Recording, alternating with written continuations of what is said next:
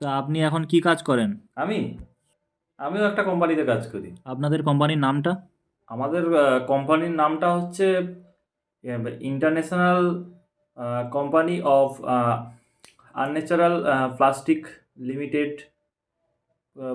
Organisation. এই কোম্পানির নাম তো কোনোদিন শুনিনি। তা আপনাদের ব্রাঞ্চ কোন কোন দেশে আছে? কোন কোন দেশে?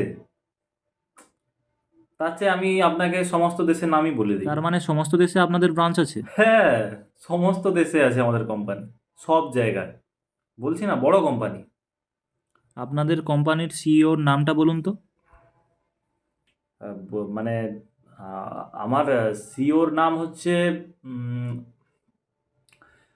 প্লাস্টিক কিং চিং চ্যাং লুং, এটাই। এটা আবার কি ধরনের নাম? হ্যাঁ, ওদের নাম এরকমই হয়। ইন্টারনেটে আপনাদের কোম্পানিটা সার্চ করলাম, কই দেখতে পেলাম না তো। মানে আমাদের কোম্পানিটা এতটাই বড় কোম্পানি, সমস্ত কোম্পানি ছোটে আমাদের কাছে যে হেল্প করার জন্য। আমরা হেল্প করিও। আর জানেন তো, যারা একটু বেশি সবার উপকার করে তাদের উপর হিংসা হয়।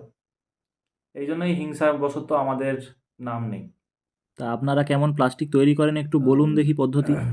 উম, মানে এটা একটা মানে অদ্ভুত ধরনের প্রক্রিয়ায় আমরা প্লাস্টিকটাকে তৈরি করি।